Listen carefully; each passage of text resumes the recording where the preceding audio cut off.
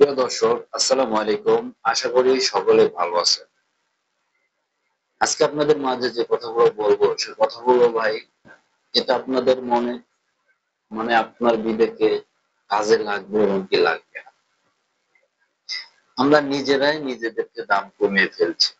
আমরা মধ্যবিত্ত ফ্যামিলি, আমাদেরকে দিন আনে দিন খাইতে হবে, এই কারণে আমরা নিজেদেরকে নিজেরাই দাম কমিয়ে ফেলছি।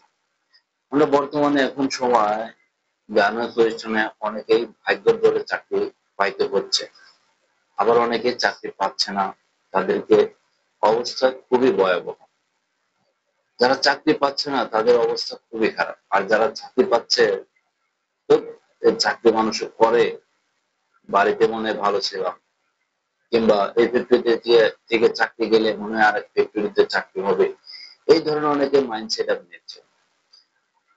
আমি মনে করতেছি যে আপনার চাকরি আছে বিধায় আপনি এই ধরনের কথা বলছেন। যার চাকরি নাই তিনি চিন্তা করতেছে আমার যদি একটু চাকরি হতো, কম হোক বেতন, চাকরি হতো।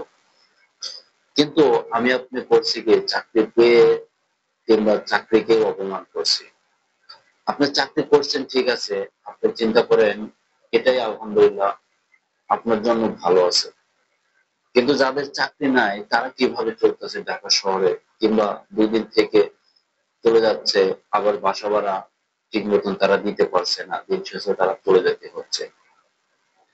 আমি আপনাদেরকে যে কথা বলতে চাই, আপনারা যে কাজটি করেন না কেন ভেবেচিন্তে কাজ করুন, অল্প খরচ করুন। আপনি যে টাকা ইনকাম করছেন, চিন্তা করেন যে অল্প খরচ করার জন্য চিন্তা করেন।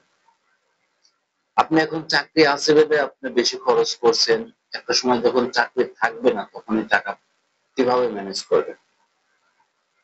কিংবা আপনি এই মুহূর্তে অসুস্থ হইলেন, কিংবা আপনার পরিবারে অসুস্থ হইলো, তখন আপনি টাকাগুলো কোথায় পাবেন? আপনার ফ্যামিলি সাপোর্ট দিবে, পরিবার সাপোর্ট দিবে না, আপনাকে কেউ সাপোর্ট দিবে না। আপনি যখন একটু বিপদে পড়বেন কেউ আপনার পাশে দাঁড়াবে না।